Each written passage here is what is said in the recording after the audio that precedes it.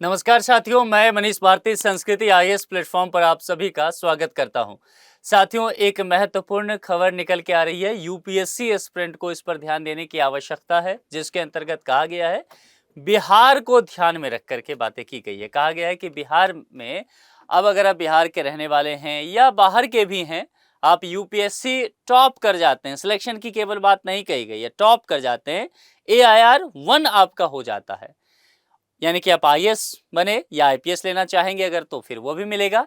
और आप चाहेंगे कि आपको कैडर बिहार मिल जाए, खास करके होम कैडर अगर बिहार के हैं आप रहने वाले, तो आपको ऐसा अभी नहीं मिल पाएगा। और ये किन किन कैंडिडेट के साथ होगा? जो जनरल कैटेगरी से हैं, जो ओबीसी हैं और जो इकोनॉमिक वीकर सेक्शन से आते हैं, यानी कि ईडब्ल्यूएस हैं।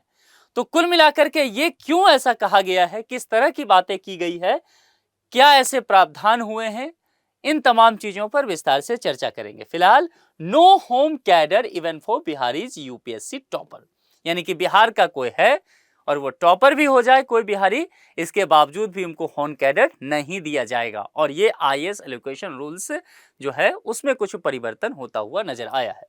क्या क्या प्रावधान है, जरा इसको विस्तार से देखते हैं। और ये दोनों भी देखेंगे, आईएएस आईपीएस दोनों पर आपको ये नजर आता हुआ दिखेगा। और इसमें पूरा खेल जो है ना, ये इनसाइडर और आउटसाइडर व्यवस्था को लेकर के कही गई है। क्या क्या बातें हैं देखते हैं। देखिए, केंद्र सरकार का जो कार्मिक एवं प्रशिक्षण विभाग है, डीओपीटी, इसने कहा है कि 2025 के बैच के जो आईएएस कैडर आवंटन के लिए जो सामाजिक पैटर्न जारी किया गया, उसमें बिहार के यूपीएससी अभ्यर्थियों के बीच नई चर्चा शुरू हुई है, जिसमें देखिए क्या क्या है। सामान्य वर्ग, आर्थिक रूप से कमजोर यानी कि ईडब्ल्यूएस और ओबीसी, इसके कोई भी उम्मीदवार अभ्यर्थी इनको बिहार कैडर होम कैडर नहीं मिलेगा, चाहे वो टॉप भी कर जाते हैं। इसका कारण 2025 बैच के लिए बिहार में इन श्रेणियों में, यानी कि जनरल, ईडब्ल्यूएस और OBC, insider vacancy, home cadre vacancy जो है वह पूरी तरह से जीरो कर दिया गया है, शून्य कर दिया गया है। इसके वजह से क्या होगा, बिहार के इन कैटेगरी के अभ्यर्थियों को दूसरे राज्य में फिर शिफ्ट किया जाएगा। ये दूसरे राज्य में जाते हुए नजर आएंगे। ऐसे मान लीजिए कोई बिहार का स्टूडेंट है और ये AIR 1 ले आता है यूपीएससी में, यानी कि यूपीएससी टॉप कर गया, फिर भी इसको होम कैडर ना मिलेगा। इसको हो सकता है केरला मिल जाए, इसको हो सकता है यूपी मिल जाए, लेकिन बिहार नहीं दिया जाएगा। ये बातें यहां पर कही गई है, ठीक है। तो यहां पर इस बात को लेकर के जो कहा गया, इसमें केंद्र सरकार ये नियम बदलते हुए नजर आई है। अब देखिए, आईएएस अधिकारियों का कैडर आवंटन जो कैडर एलोकेशन पॉलिसी है, इसके तहत किया जाता है, ये हम सब जानते हैं। इसमें प्रत्येक राज्य के कुछ पद जो इनसाइडर यानी कि गृह राज्य के अभ्यर्थियों के लिए होता है, जिसको आप होम कैडर के अंतर्गत देखते हैं, और शेष जो है वो आउटसाइडर के लिए होता है।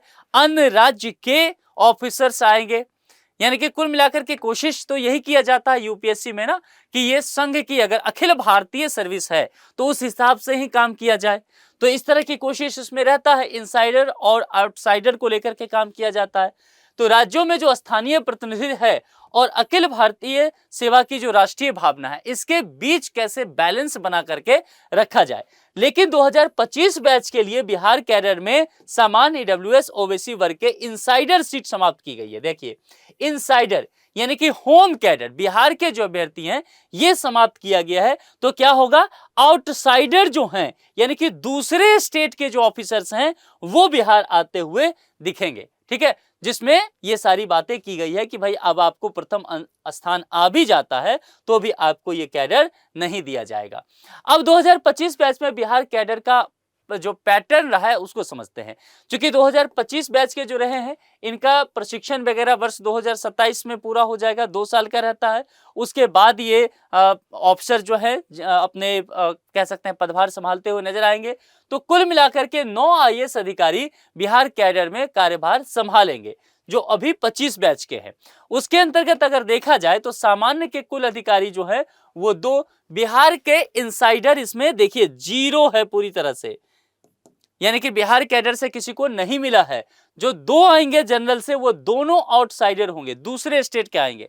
ओबीसी अगर देखा जाए तो 3 आईएएस मिला है ओबीसी से, लेकिन इसके बावजूद भी अगर इनसाइडर देखा जाए, होम कैडर किसी को भी नहीं मिला है, 0 है। तीनों के तीनों दूसरे स्टेट से हैं। अनुसूचित जाति शेड्यूल कास्ट जो है 2 सीट है और दोनों के दोनों बिहार के हैं, यानी कि यहां होम कैडर है।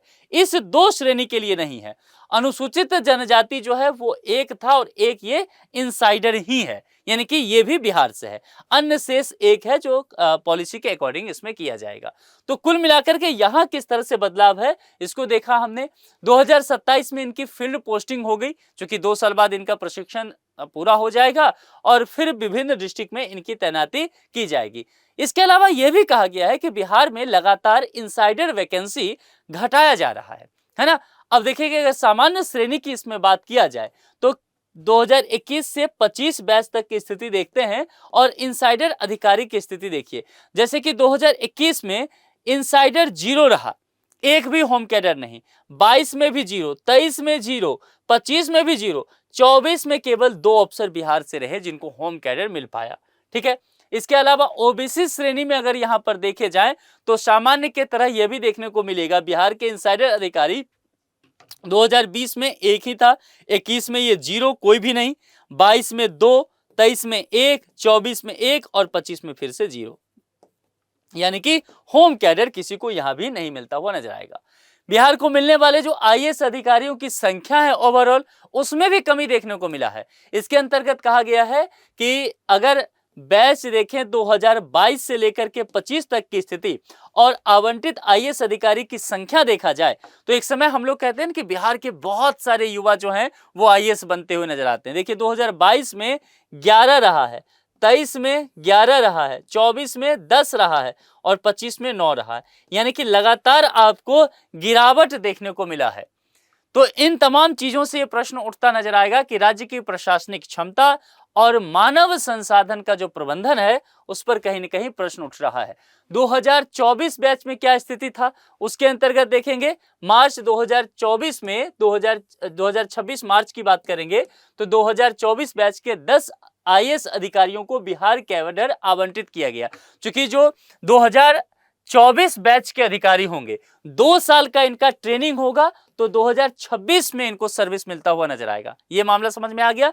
तो यहां पर सामान्य वर्ग के 7 अधिकारियों में केवल 2 बिहार के थे, जबकि 5 अन्य राज्य के थे।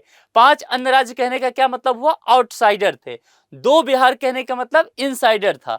और ओबीसी वर्ग के 2 अधिकारियों में 1 बिहार यानी कि इनसाइडर और 1 बाहरी राज्य यानी कि आउटसाइडर। ये 2024 की बात की जा रही है।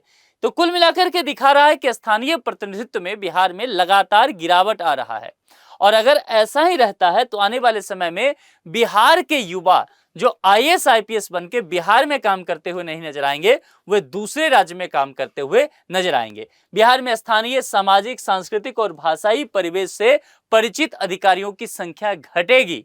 ऐसे अधिकारियों की संख्या भविष्य में देखने को नहीं मिलेगा, कम मिलेगा जो मैथिली, भोजपुरी या मगही जानते हो।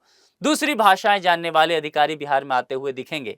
तो लोकल कनेक्शन जो होता है ना अधिकारियों का लोकल जनता से, वो लगातार कमजोर होता हुआ जाएगा। स्थानीय समस्याओं की जमीनी समझ उनको कमजोर होगा और इस वजह से अन्य तरह की समस्याएं हो सकती है। ठीक है।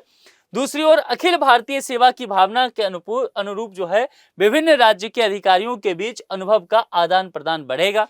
हालांकि ये कोशिश तो है, चूंकि अगर ऑल इंडिया सर्विस की बात करेंगे तो आईएएस आईपीएस और दूसरा जो है आईएफएस यानी कि फॉरेस्ट सर्विस जो है, ये 3 ही इस देश में अखिल भारतीय सेवा होता है जो यूपीएससी ले रही है। तो उसके अंतर्गत देखेंगे उसमें कोशिश किया जाता है कि ऑल इंडिया से कोई भी व्यक्ति किसी दूसरे राज्य में जाके ऑफिसर बने। कोशिश है कि अगर केरल के आदमी बिहार में आकर के ऑफिसर बनते हैं तो वो बिहार के कल्चर को समझ पाएंगे और यूपी बिहार के लोग तमिलनाडु केरल में जाके ऑफिसर बनेंगे तो वहां के कल्चर को समझ पाएंगे। तो इससे क्या होगा कि एक दूसरे की राष्ट्रीय भावना जो है, एक दूसरे की सांस्कृतिक समझ जो है, यह विकसित होगा और कहीं न कहीं राष्ट्र में एकता की भावना इससे आती है। तो ये तमाम तरह की कोशिश की गई है, लेकिन प्रश्न वही फिर से बना हुआ है कि इस वजह से कहीं न कहीं स्थानीय स्तर के अधिकारियों की संख्या कमेगी और वो जमीनी समस्याओं से लोगों से फिर नहीं जुड़ पाएंगे। आप इन तमाम चीजों को किस हिसाब से देखते हैं, सरकार की इस पॉलिसी को, कमेंट बॉक्स में लिख करके जरूर बताएं। आज के लिए इतना ही। जुड़ने के लिए आप सभी का बहुत बहुत शुक्रिया। चैनल को सब्सक्राइब जरूर कर ले। Thank you so much.